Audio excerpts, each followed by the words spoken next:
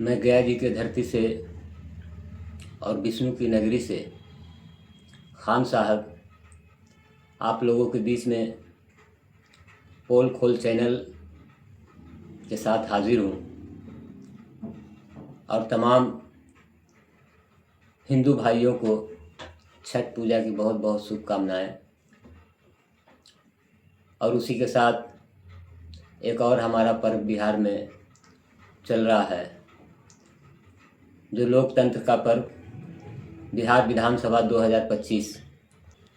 और इस लोकतंत्र के पर्व में हम सारे बिहारी भाइयों को इस पर्व को बहुत अच्छे से, ईमानदारी से और सोच समझ के इस त्यौहार को बहुत धूमधाम से मनाना चाहिए,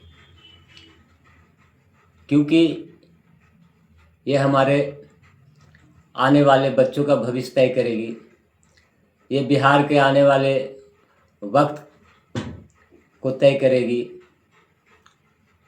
इसीलिए इसे कहा गया है लोकतंत्र का महापर्व, क्योंकि हम जो पर्व मनाते हैं, हिंदू मुस्लिम सिख ईसाई तमाम लोग जो भी पर्व मनाते हैं वो साल में एक बार आता है, हर साल आता है।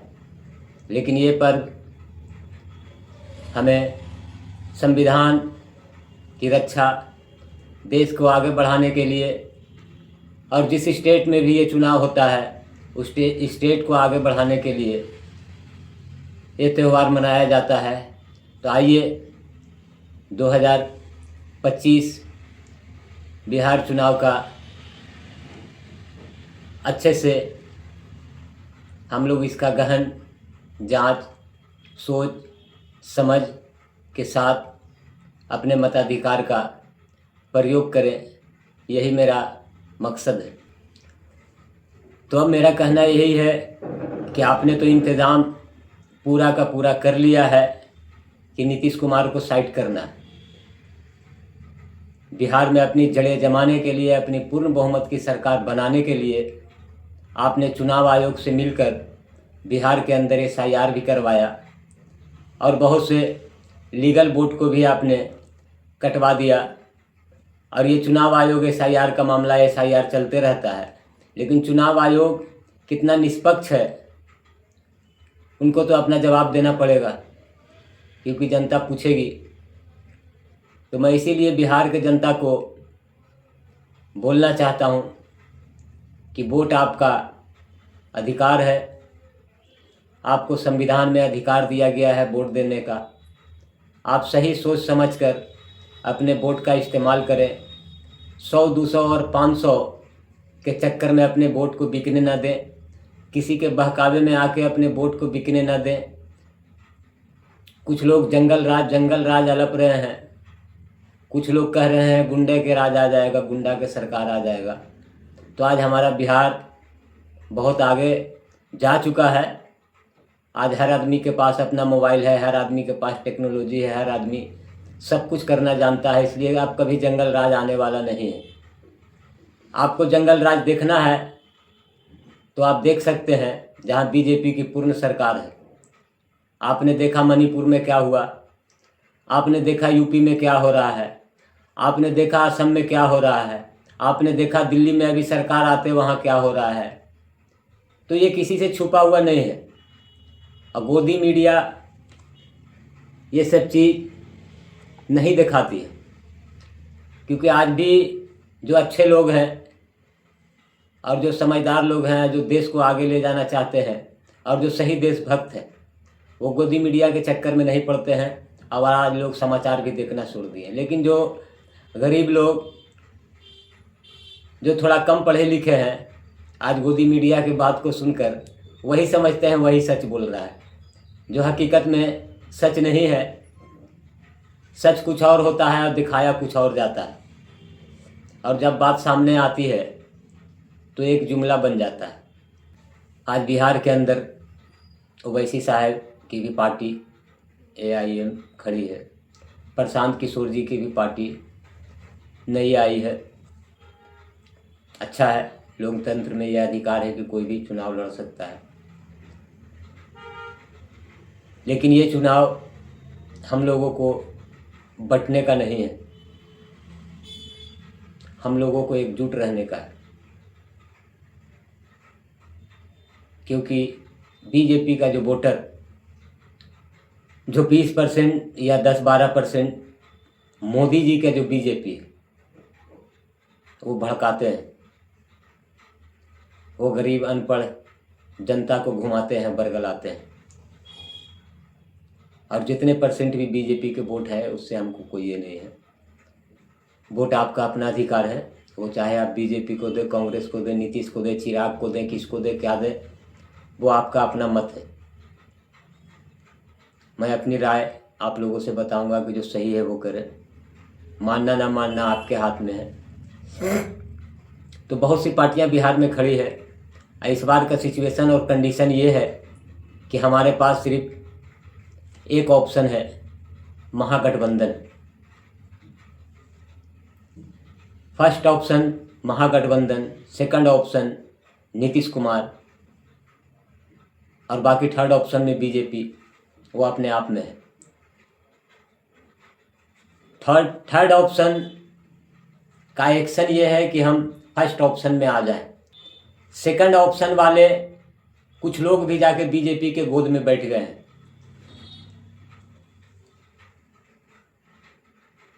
जो सेकंड ऑप्शन के भी ख़त्म करके वो बीजेपी के गोद में बैठ गए हैं। तो अब हम बिहारियों के पास सबसे बड़ा ऑप्शन है फर्स्ट ऑप्शन महागठबंधन। नीतीश नहीं तो तेजस्वी से ही। और तेजस्वी अपने मनमानी नहीं कर सकते बिहार के अंदर, ये लिख लीजिए। अब वो पुराना 20 साल वाला जो कहानी है ना, वो गाना रिकॉर्ड अब ख़त्म हो गया है। बीजेपी बिना मतलब के टाइम के रिकॉर्ड के ज़माना वाला, वो जो बड़ा बड़ा रिकॉर्ड चलता था ना, वो सुई से घूमता था और उसको एक बार अगर लगा दिए और उसको ना बंद कर दिए तो एक के गाना रिपीट कर रहा है। बीजेपी वही गाना रिपीट कर रही है। आज हमारे बिहार के युवा रील देखते हैं, जरा सा ना पसंद आया हटाओ, जरा सा ना पसंद आया बदलो। अरे भैया, जिस तरह रील बदलते हैं ना मोबाइल पर, पसंद और नापसंद, उसी तरह सरकार को भी बदले कि जो हमें अच्छा लगेगा वो करेंगे। तो रिकॉर्ड पुराना हो गया। और तेजस्वी यादव वो भी मनमानी नहीं करेंगे, क्योंकि उनके ऊपर भी 3 लोग को खंभा बना के खड़ा किया जाएगा, तभी तेजस्वी की सरकार बनेगी, जिसमें सबसे अहम role Rahul Gandhi, Communist Party और सन ऑफ मल्लाह। तेजस्वी मुख्यमंत्री रहते हुए भी ये 3 लोग उनको निगरानी करेंगे, और तभी हम लोग राहुल गांधी से भी सवाल पूछ सकेंगे, तभी कम्युनिस्ट पार्टी से भी सवाल पूछ सकेंगे, तभी सन ऑफ मल्लाह से भी सवाल पूछ सकेंगे कि कहाँ गया आपका भाषण, कहाँ गए आपके रोजगार, कहाँ गए पलायन वाले वादे, कहाँ गए बिहार के अच्छे दिन लाने वाले लोग। तो जब तक तेजस्वी बिहार के अंदर मुख्यमंत्री आएंगे नहीं, तब तक हम लोग सवाल करेंगे नहीं। और इस बार हम लोग महागठबंधन की सरकार बनाकर देखते हैं क्या होता है। और वीडियो तो बहुत लंबा हो रहा है, पर बोलना भी पड़ रहा है। 5 साल के बाद चुनाव आया है तो वीडियो तो लंबा होगा। तो आप लोग तेजस्वी से न डरे, और 20 साल जो जंगल राज कर रहा है उनसे भी न डरे। आज तेजस्वी मुख्यमंत्री रहेंगे तो उनके पीछे भी बहुत सारे लोग रहेंगे जो मनमानी करने नहीं दिया जाएगा। यही हमारी देश की एकता और अखंडता की पहचान है कि 4 हिंदू, मुस्लिम, सिख, ईसाई आपस में हैं भाई भाई, और जब एक दूसरे को ज़रूरत होता है तो हम लोग मुट्ठी बन के खड़े हो जाते हैं। और वही काम हमें बिहार में करना पड़ेगा कि जिस तरह हिंदू, मुस्लिम, सिख, ईसाई 4 हैं, उसी तरह आज उस महागठबंधन में 4 हैं। तेजस्वी यादव, कांग्रेस आई, कम्युनिस्ट पार्टी, सन ऑफ मल्लाह। कल बिहार में फिर मनमानी शुरू होगी तो हम लोग मुट्ठी बनकर उस ताकत को जो है सो ध्वस्त कर देंगे और उस ताकत को फेंकने का काम करेंगे जो हमसे छल करेंगे। इसलिए बिना सोचे समझे महागठबंधन की सरकार बनाएं, क्योंकि हमारे पास ऑप्शन नहीं है। नीतीश का साइडलाइन का प्रोग्राम तय कर दिया गया है और हम लोग उतना समझते हैं, इसलिए हम लोगों के पास ऑप्शन नहीं है। तो महागठबंधन की ओर जाएं। महागठबंधन में सबको इज्जत मिलेगा, सबको सम्मान मिलेगा, सबको रोजी रोजगार दिया जाएगा, सबकी बात को सुने जाएगी। अब आप गुंडा राज के बारे में सोचिए मत, वो कभी वापस आने वाला नहीं है। इसलिए इस बार महागठबंधन को दें। और बाकी जो भी पार्टियां, हाँ, खास करके मैं उन मुसलमानों से कहना चाहता हूँ, ओवैसी साहब अच्छे लीडर हैं, मैं भी उनकी इज्जत करता हूँ, वो हैदराबाद के हैं और उनको संसद में बेस्ट ऑफ संसद का अवार्ड भी मिल चुका है और वो हमारी बात को संविधान के तहत उठाते भी रहते हैं, अच्छे लीडर हैं। मैं उनको नहीं मानता हूं कि वो बीजेपी के बी टीम है, कुछ लोग बी टीम कहते हैं, लेकिन मैं नहीं मानता हूं, क्योंकि कोई भी इंसान खुदा या भगवान या अल्लाह की कसम खा के झूठ नहीं बोलता है, और जो बोलता है वो पता नहीं वो इंसानियत में है कि नहीं, ये वही जाने। इसलिए ओवैसी साहब को इस बार हम लोग बिहार से हाथ जोड़ लें और कहें कि ओवैसी साहब, जो गलती महागठबंधन ने किया वो गलती हम ना करें। ओवैसी साहब ने मांगा 6 सीट, महागठबंधन को दे देना चाहिए था, लेकिन क्या उन लोगों की पॉलिसी है, क्या सोचे क्या समझे, उन्होंने महागठबंधन और ख़ास करके तेजस्वी यादव के तरफ से हिंट्स था, उन्होंने नहीं लिया। खैर नहीं लिया, हमको उससे कोई ये नहीं है, ये उनकी पार्टी, उनकी गठबंधन। मैं सिर्फ अपनी बात रख रहा हूँ। लेना चाहिए था, आपने नहीं लिया, गलती किया। और तो जो हो गया उसमें हम अपनी बर्बादी क्यों देखें। ओवैसी साहब को गठबंधन में नहीं लिया गया, उसमें हम जनता की गलती नहीं, हम मुसलमानों की गलती नहीं।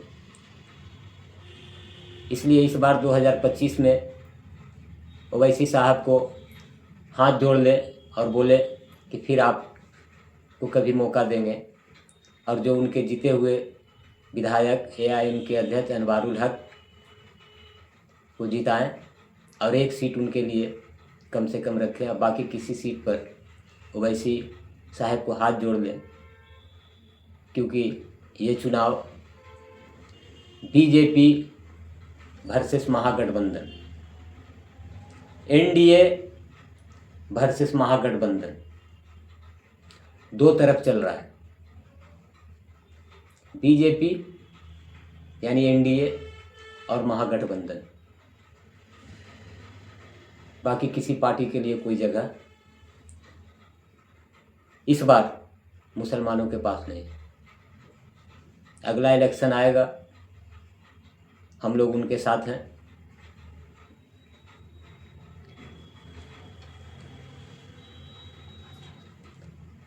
प्रशांत किशोर जी भी अच्छे आदमी हैं और बहुत अच्छे वक्ता भी हैं, बोलते भी हैं, और एक वक्त था कि वो जो बोलते थे वो हुआ, तो वो महाज्ञानी है। लेकिन अब सब जानते हैं कि समय सबका सब दिन बराबर नहीं चलता है। ठीक है, पर प्रशांत किशोर की अपनी सोच है, वो बिहार को कहाँ ले जाएंगे, अच्छी बात करते हैं, उनको मौका मिलेगा तो आगे ले भी जाएंगे। लेकिन इस बार अल्पसंख्यक समुदाय, मुस्लिम, दलित, कम पढ़े लिखे लोग बटे नहीं, एक तरफ जाए महागठबंधन, क्योंकि दूसरे तरफ है बीजेपी, जो बिहार में अगर उन्हें पूर्ण सत्ता मिली वो बिहार को बर्बाद करेंगे। एक तरफ है महागठबंधन, जहां 20 साल बाद आज हमें वो एक उम्मीद नज़र आएगी, इसको भी टेस्ट करेंगे। इस बार टेस्ट है कि वो महागठबंधन को चेक करें और तमाम वोटर, बिहार के खास करके मुस्लिम वोटर, आप ही पर ज़्यादा गाज गिरने वाला है। आप ही लोग वोट कहते हैं, वोट क्या होगा, हमरे देवे से जीत जाएगा, हमरे देवे से हार जाएगा, हम एक वोट ना देंगे तो क्या होगा। दीजिएगा जवाब। जब बीजेपी के लोग आएंगे कि आप कहाँ से आए हैं, आप तो वोटों नहीं देते हैं, आप बाहरी हैं, उस वक्त क्या कहिएगा कि हम एक वोटवा ना दिए थे तो क्या होगा। ऐसे भी बीजेपी खाली बातें और आगे अलगती है, घुसपैठिए घुसपैठिए। उनको लगता है कि बिहार के पूरा मुसलमान घुसपैठिए है। SIR में घुसपैठिए अबे न किया, देश के प्रधानमंत्री बोलते हैं घुसपैठिया। तो भैया घुसपैठिया साबित करे कि मौका काहे न दे रहे हैं।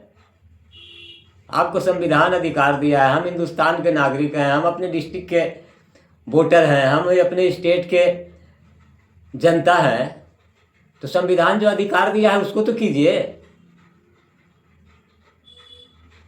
अन्ना दीजिएगा ना तो घुसपैठिया में नंबर आपका लगेगा, आपसे पूछा जाएगा कि आप बिहार के रहने वाले हैं तो आपने कितने बार वोट दिया है,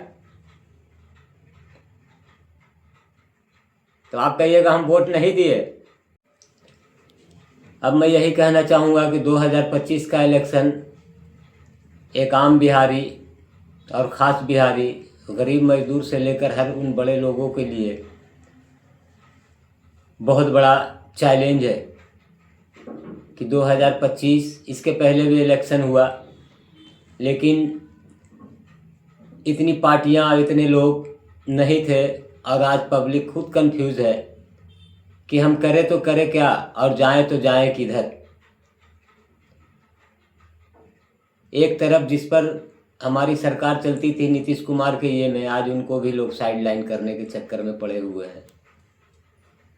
तो हम बिहारी बीजेपी के संपूर्ण शासन को न लाएं और बीजेपी को उतना ही दें जितना में वो बैसाखी बना रहे, क्योंकि उनका माइंड सेट है कि इस बार हम बीजेपी बिहार में सत्ता लाएंगे चाहे जैसे भी हो। तो अब सत्ता ना आना, लाना ना आना, ये बिहारियों की जिम्मेदारी है।